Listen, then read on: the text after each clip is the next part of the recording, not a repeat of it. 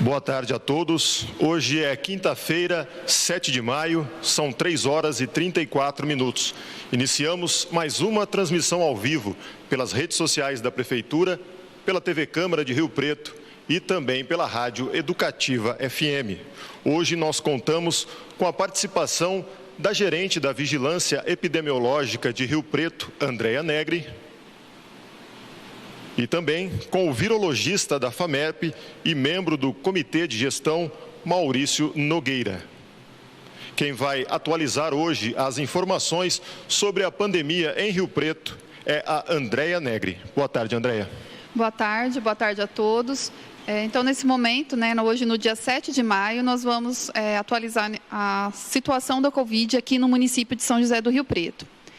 Hoje nós temos casos encerrados, até o dia 6/5 de 2020, 207 casos confirmados da doença.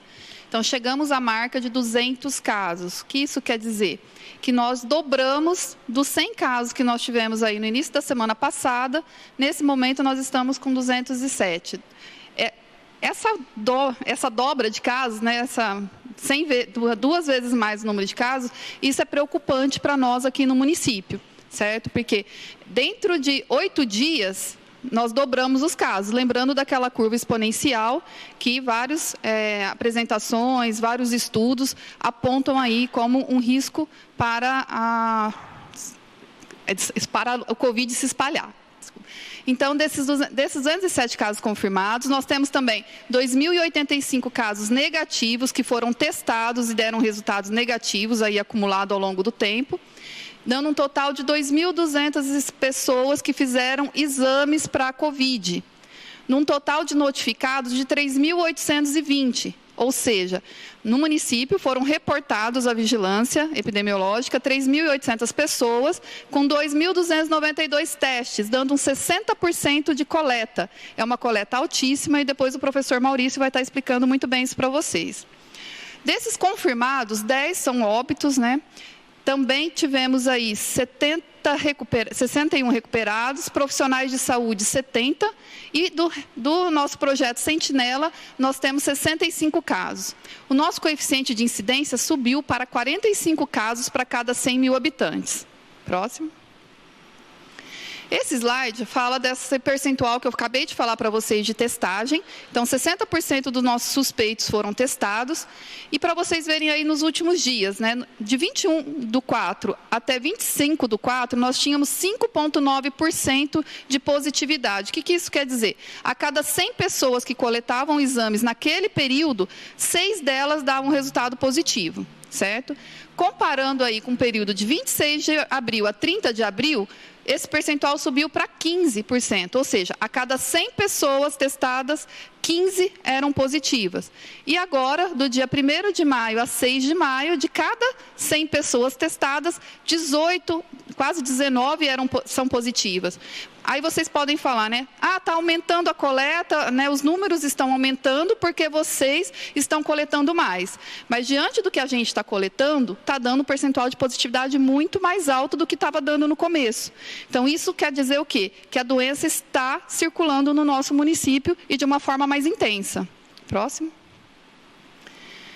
Aqui esse slide mostra também a questão da internação. Conforme a doença ela vem aumentando o número de casos na população geral, ela também aumenta aí nas internações. Vocês podem ver que chegamos a ter semanas com quase o dobro do máximo de notificações que a gente já teve ao longo de uma série histórica aí de 10 anos. Então, a linha azul, o traço azul aí do gráfico, ele quer dizer o quê? É o nosso máximo atingido por semana. E aí o vermelho, o que está em vermelho, é o que a gente está notificando internado nas mesmas semanas correspondentes desse máximo. Vocês podem ver que faz 6, 7 semanas que a gente está acima desse limite. Próximo. Em relação aos óbitos, tivemos aí 10 óbitos até o momento, 4 deles tinham doença cardiovascular, diabetes e até outras comorbidades associadas a essas duas doenças.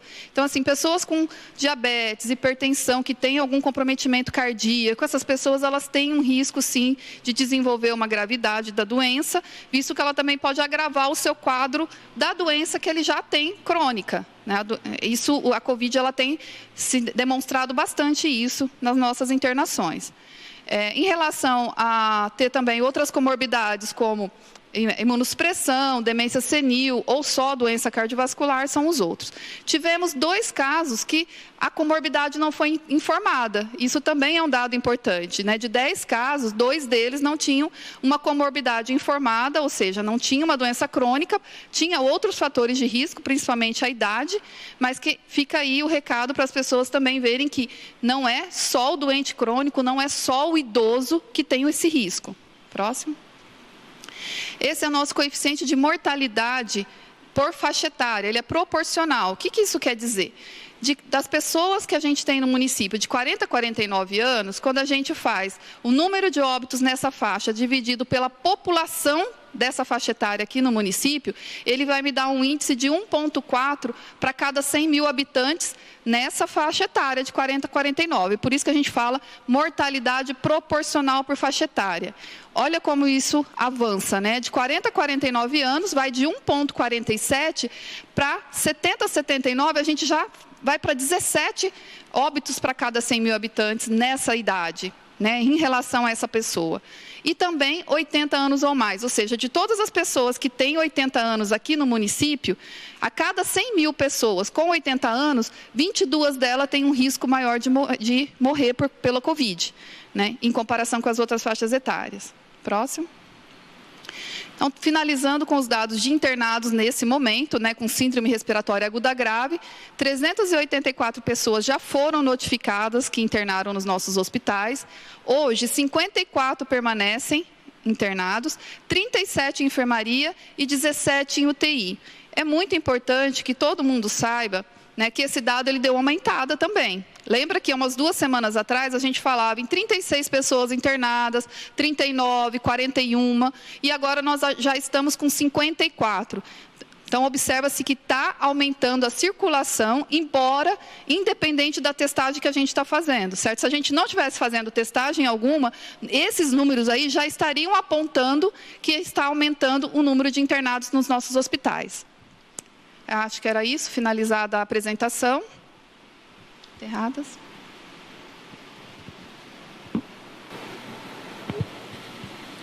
Obrigado, Andréia, por esses esclarecimentos, pela atualização. E agora nós vamos ouvir o professor Maurício Nogueira, que vai nos falar sobre os testes.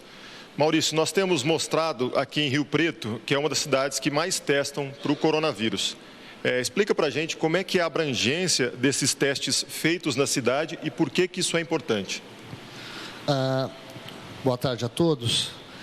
Desde o início da circulação desse vírus, um ponto-chave que tem sido questionado é testar. Não só aqui, no Brasil, no mundo inteiro, a palavra-chave é testar e isolar. Qual que é a ideia? Logo que começou essa pandemia aqui em Rio Preto, nós iniciamos testando. Testando as pessoas para quê? Primeiro, identificar quando o vírus chegasse na cidade. Nós identificamos. Identificar quando o vírus começasse a circular localmente na cidade. Nós também identificamos.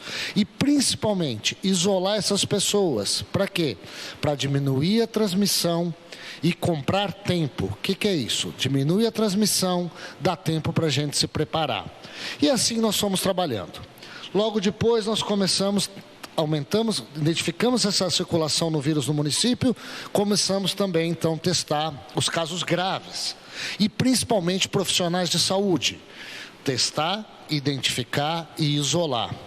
Os casos graves foram identificados e os profissionais de saúde eram fundamentais para quê? Para evitar surtos dentro de hospital. Passamos por essa fase e conseguimos de novo comprar mais um certo tempo para a gente e os hospitais continuarem se preparando. Algumas semanas atrás nós iniciamos o projeto Sentinela. Esse projeto Sentinela tem 2 grandes objetivos. O primeiro objetivo é realmente saber o quanto que esse vírus está circulando na nossa cidade. E a Andréia mostrou ali os resultados agora, mostrando que os números vêm crescendo significativamente.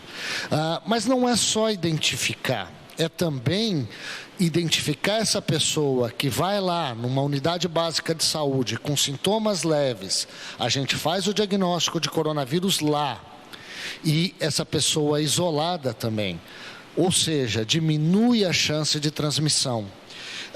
Isso pode interromper e diminuir novamente, comprando mais tempo para a gente. Testou-se muito em São José do Rio Preto. A Andréia mostrou ali, nós testamos aqui no município, basicamente, em grosso modo, 2.000 pessoas. Se pegar a região inteira, o qual a minha instituição faz parte, o Hospital de Base, na região inteira, estamos quase chegando a 3.000 pessoas testadas. Isso é pouco, isso é muito. Olha, é basicamente um número muito similar ao que se é feito de testagem em países chamados modelos, como Coreia e Alemanha. A Coreia, no auge da epidemia, estava testando 11.000 pessoas por dia. Aqui em Rio Preto nós estamos testando pouco mais de 150 pessoas por dia, até um pouco mais agora, que dá basicamente a mesma proporção. Outro sinal importante foi o fato que nós estamos testando todas as síndromes respiratórias. Não só a grave, como a grande maioria das cidades estão fazendo. Todas as síndromes respiratórias, aquela que o pessoal vai na unidade básica de saúde, uma boa parte delas, 60%, estão sendo testadas. Isso nos permite identificar claramente quem está suspeito e saber o que está acontecendo em circulação. E isso nos tem causado uma certa preocupação. A Andréia mostrou naquele gráfico que o aumento da porcentagem dos pacientes positivos, que nas primeiras semanas do projeto Sentinela eram por volta de 4%, 5%, ou seja, 5 em cada 100, nós estamos chegando em quase 20%. O que isso diz para a gente? Diz que nós estamos muito próximos de uma fase de epidêmica muito forte no município. Nós acreditamos que o município o sistema de saúde está preparado para essa parte, mas, porém, nós precisamos da colaboração de vocês. As pessoas estão assistindo essas lives e vendo números, né? 20 casos, 50 casos, 100 casos, 200 casos. E para alguns de nós, não são apenas mais números, passam a ser nomes, passam a ser conhecidos, passam a ser nossos amigos próximos. Nossos parentes, em alguns casos pais e mães. É uma fase muito ruim. Para nos proteger do coronavírus, só nos resta o isolamento social. E venho aqui insistir que os números apontam um aumento expressivo da circulação do vírus. Então, nós temos que nos proteger. Obrigado, Maurício, por essa resposta inicial. Gostaria de entrar ainda falando da questão dos testes que você bem explicou aí. A Secretaria Municipal de Saúde faz os testes, mas também o serviço privado de maneira paga. Nós recebemos mensagens perguntando se qualquer pessoa que não tenha o plano de saúde pode ter acesso aos testes gratuitamente. Bom, vamos lá por partes, né? Primeiro, o teste que realmente é relevante é o teste do PCR, que é o teste que detecta a presença do vírus. Esse teste está, sim, disponível para a comunidade nas unidades básicas de saúde, quando a pessoa tem sintomas e avaliado pelos médicos. Mais de 60% da população que está com esses sintomas está sendo testada. Então, não precisa ter plano de saúde. A própria Secretaria Municipal de Saúde também oferece acesso, se não para todos, mas para a grande maioria dos pacientes nessa condição. Outro questionamento muito comum que vem pela internet, pelas pessoas que nós conhecemos também, é em relação aos idosos. A gente nota que ainda existem idosos andando pelas ruas, usando o transporte coletivo e muitas vezes andando sem máscara. Qual o recado que você deixa para esse grupo, uma vez que é o grupo que, entre os mortos, é o que foi mais atingido até agora? É muito preocupante isso. Os idosos são uma população extremamente vulnerável ao coronavírus. eu insisto no que eu falei agora há pouco. Os números mostram um aumento importante da circulação desse vírus. Gostaria de ressaltar que esses números que nós vemos hoje são basicamente o resultado de uma circulação que ocorreu 10 a 15 dias atrás. Ou seja, os números reais do que estão circulando hoje, que estão infectando hoje, são com certeza muito maiores que aquilo. Essa população, idoso, por favor, permaneça em casa. Precisa sair de casa, precisa ir numa farmácia, precisa fazer um supermercado, tente contar com o apoio de um parente ou de um amigo. Não é possível, é extremamente necessário que o senhor vá a alguma atividade, o senhor ou a senhora, utilize máscara, evite o transporte público. Não há risco que vale a pena a vida. Aqui uma outra pergunta de um internauta, essa mais simples, ele pergunta se beijo pode transmitir o vírus. Sim, claro. O beijo e qualquer contato íntimo e próximo com uma pessoa pode transmitir o vírus. Se nós nessa mesa estamos todos próximos e com máscara, ninguém beijando ninguém, imagina quem está próximo e beijando uma pessoa próxima. Vai ter grande risco de contaminar. Joé Maurício, obrigado pelas informações, deu aí importantes recados. E agora uma nota da Secretaria de Saúde.